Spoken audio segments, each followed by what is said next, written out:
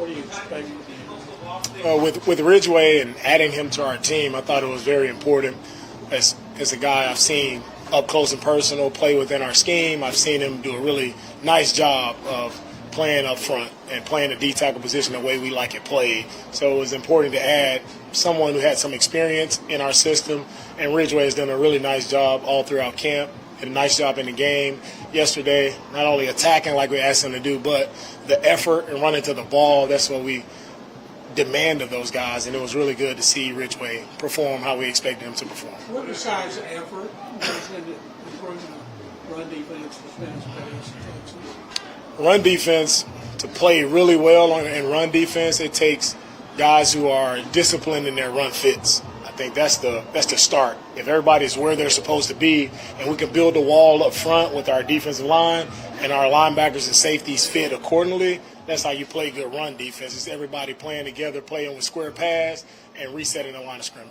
What did it mean to get Patterson back from County Yeah, with Patterson coming back today, it was good. You know, we've been missing guys up front on the O-line, so it's really good to add Patterson back.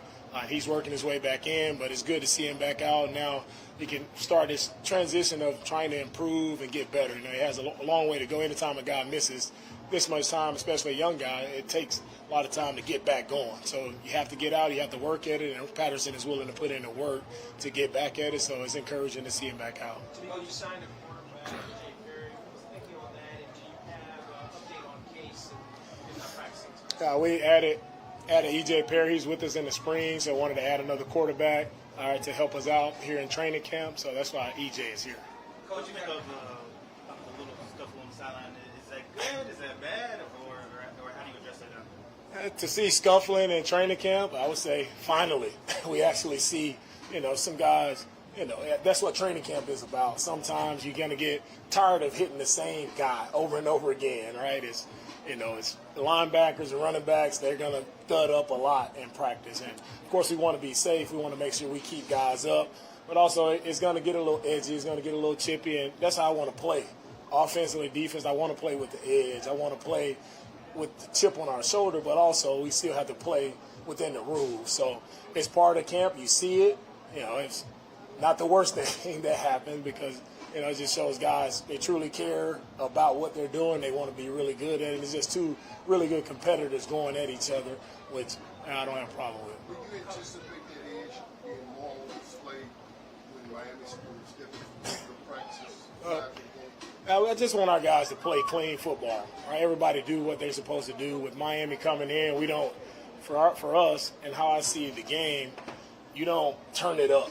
There is no such thing as turning it up. We're always on 100. We're always ready to compete. We're always ready to attack whatever is in front of us. So no matter who comes in, no matter what week we're playing, we shouldn't see a ratchet up because we're always at the level which we should play at. Seems like Jimmy Ward's just flying around today. And what have you seen from him in practice so far? Let's get some good looks into this. Yeah, what have I seen from Jimmy? I've seen a guy who looks comfortable in what we're asking him to do. And you see a guy who is playing the way I've seen him play for several years now. He's playing with his hair on fire. He's all over the field. He's controlling the back end. And with the tandem of him and Petrie, it's just awesome to watch. Both guys play similar styles, flying around, not under control, but still making play. A lot of plays on the ball being made.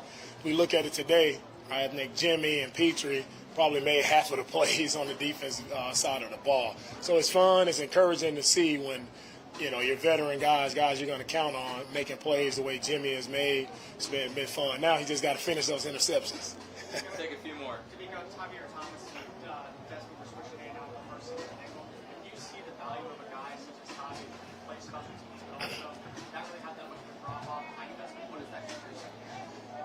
With any guys who play, in our defensive secondary, we want guys who are versatile, guys who can do multiple things. Right? It's hard to pinhole just one position player. So at that nickel position, we want a guy who has some flexibility to do a little bit of everything in the secondary, whether that's safety or corner, helping out on special teams. Is very valuable when we can find guys who have versatility, and that's what TT brings. That's what Desmond brings.